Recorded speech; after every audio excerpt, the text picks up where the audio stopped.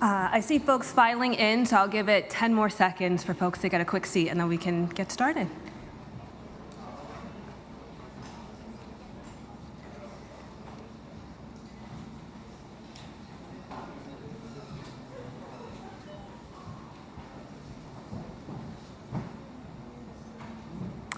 All right, thanks everyone. Hi folks, my name is Charisma Troiano. I'm Chief Spokesperson for the Department of Energy, and I just want to give a quick housekeeping before I bring up Secretary Granholm. For one, of course, thank you all so much for being here.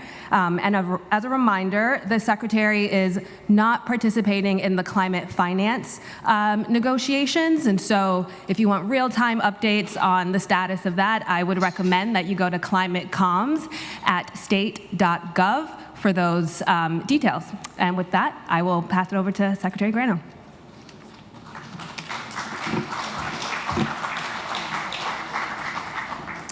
Thanks, Charisma, and thanks to you all for being here.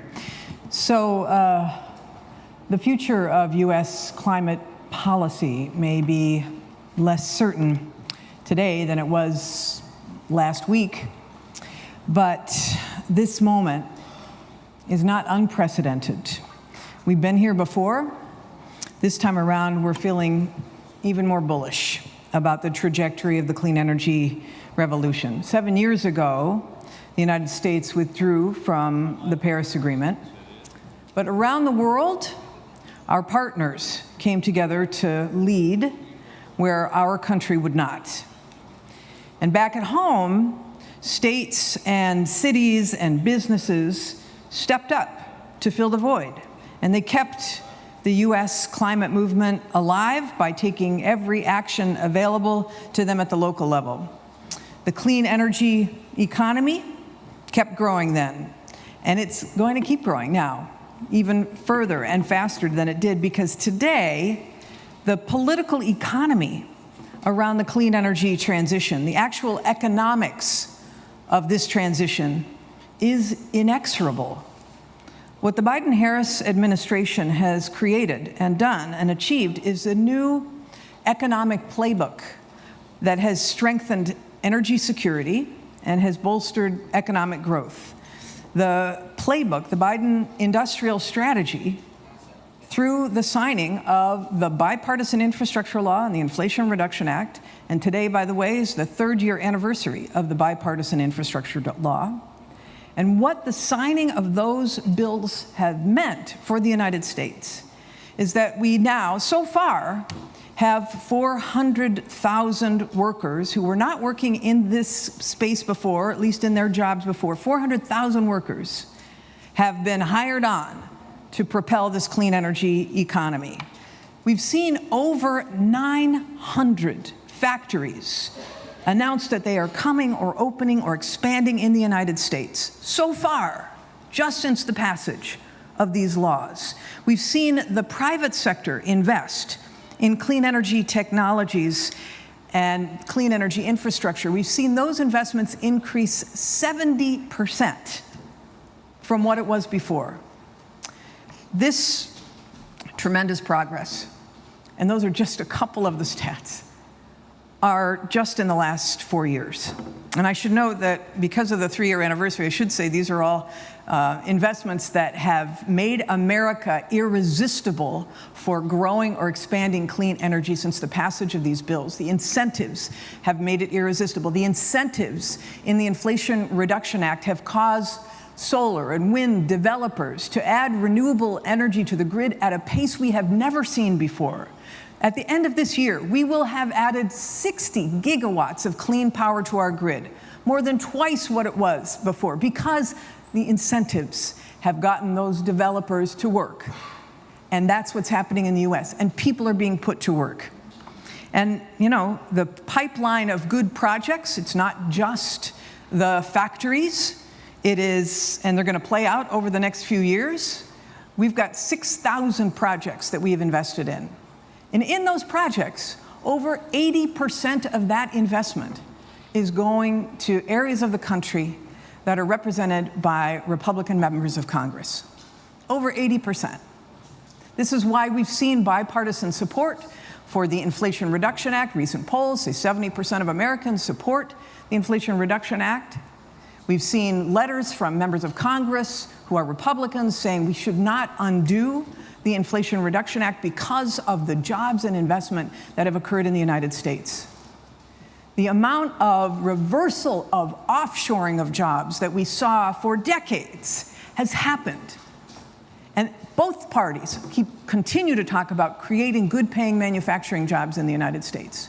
These laws are doing just that. So, while the leadership of the country on energy and policy may be changing, what's happening on the ground and what's happening at the sub-national level and what's happening in the private sector will mean that the United States will continue to push and have clean energy policy. And I will say this, we've seen over $500 billion be invested in these projects across the country. For every $1 that is spent by the public sector, $6 are spent by the private sector. The private sector is all in, and so are many of the states across the nation. So with that, I'm happy to take any questions you might have. And I have names that I am to call upon.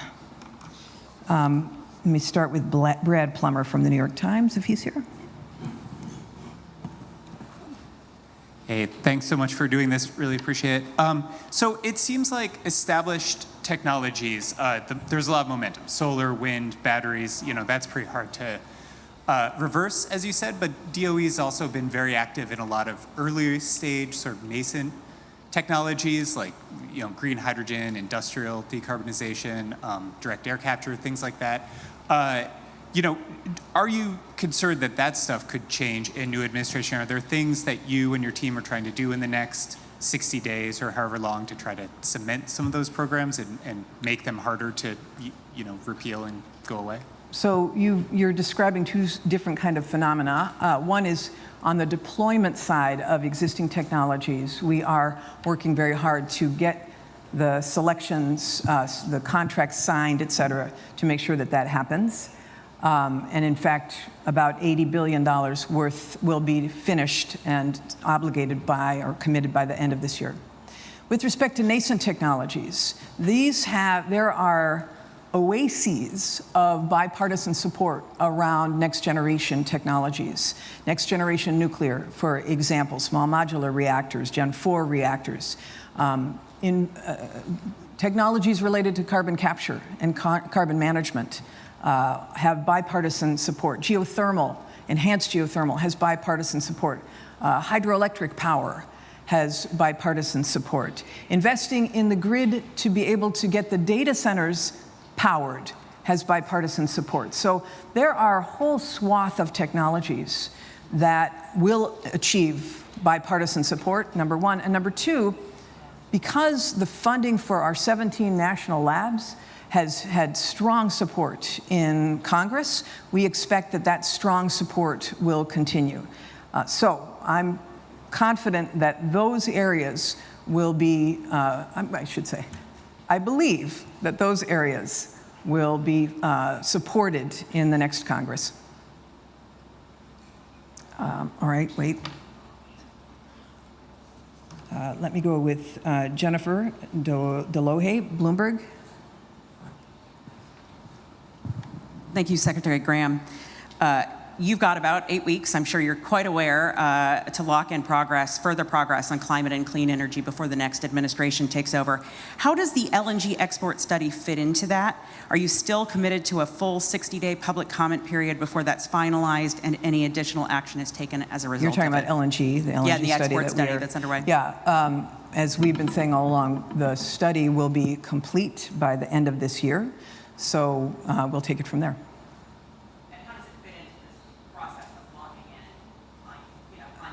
Well, the study itself will speak for itself, and obviously we won't be there to implement based upon the study, so we'll have to see how it's viewed by the next administration.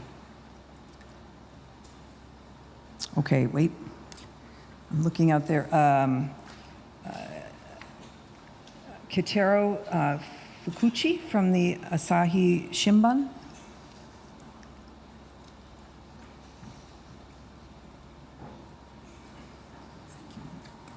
Thank you. My question is about the declaration of triple nuclear energy capacity. What do you think the significance of 31 countries have supported the declaration of triple nuclear capacity?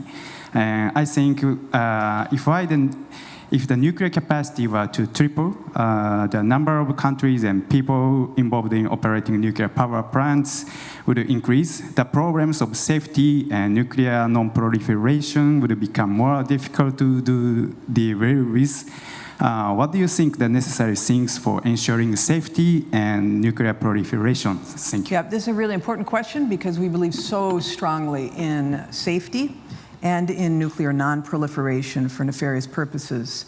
We have in the United States the gold standard of nuclear regulation under the Nuclear Regulatory Commission. And their objective is safety first. We also have an extremely strong non-proliferation effort inside of our National Nuclear Security Administration. In order to export any nuclear power, countries have to sign extremely rigorous 1, 2, 3 agreements, they're called, to make sure that they live up to the kinds of standards that we have in the United States. We know that all countries are looking at these similar safety and non-proliferation provisions, and we encourage safety and non-proliferation to be at the top of the list. That said, nuclear is an important part of our global goal to get to net zero by 2050. We can't get there without nuclear power. And nuclear currently represents 19% of the United States' energy mix. We are going to get a much higher percentage going into the future. We cannot do it without nuclear. Safely done. Okay. Parvana Bayramova, Voice of America. Thank you so much. My question is about Azerbaijan. Azerbaijan is a major hydrocarbon producer. My question is, how can the USA help Azerbaijan transition to clean and green energy? Yeah, we have worked with Azerbaijan on energy issues for a long period of time. The United States has. And we are obviously a fossil fuel producing nation as well. And so we're working on the same kinds of technologies that would reduce CO2 emissions and help that transition to clean energy. I note that this week your president announced 6 gigawatts of renewable power, which is terrific. I think your capacity right now is about 8 gigawatts total. That's what's on your grid.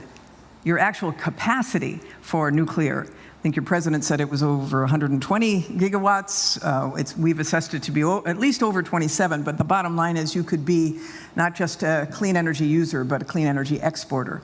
Huge opportunity, huge job potential for Azerbaijan. Okay. Charisma, Valerie Volkovici from Reuters. Reuters. Hi, Secretary Granholm. The Trump transition team is currently working on rolling back or killing the EV tax credit.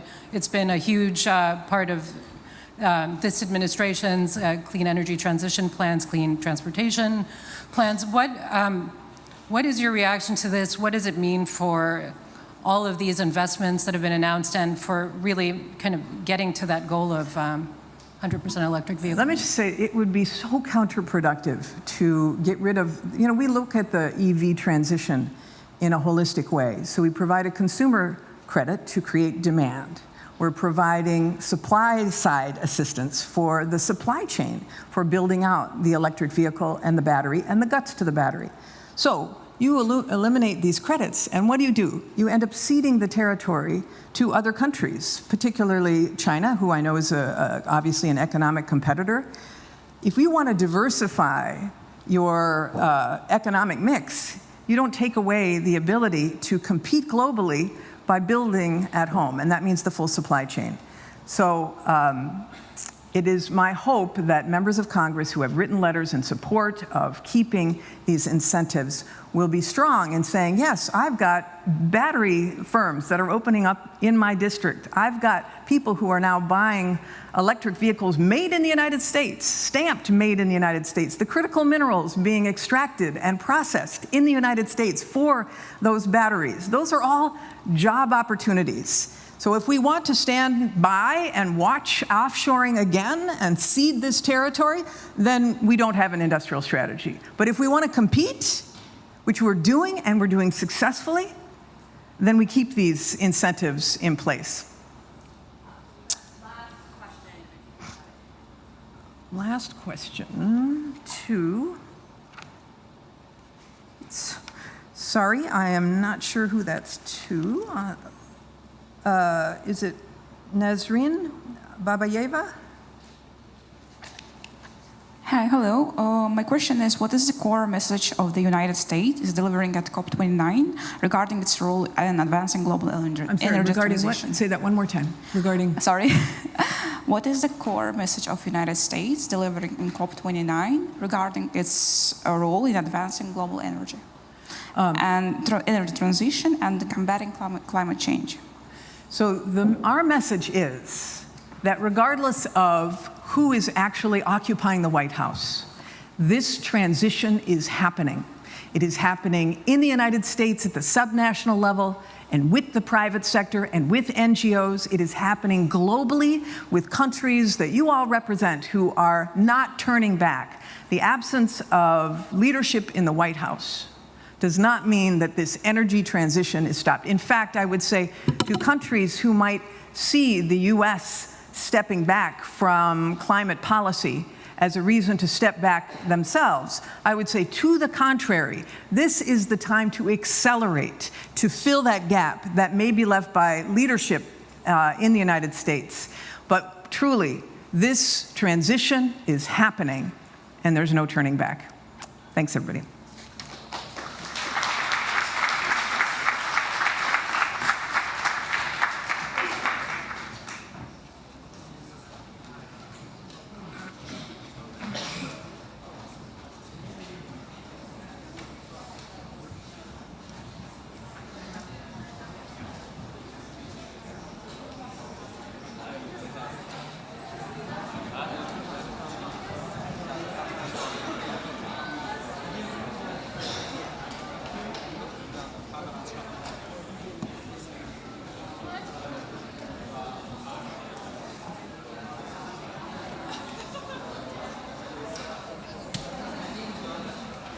Sami, kardeşim.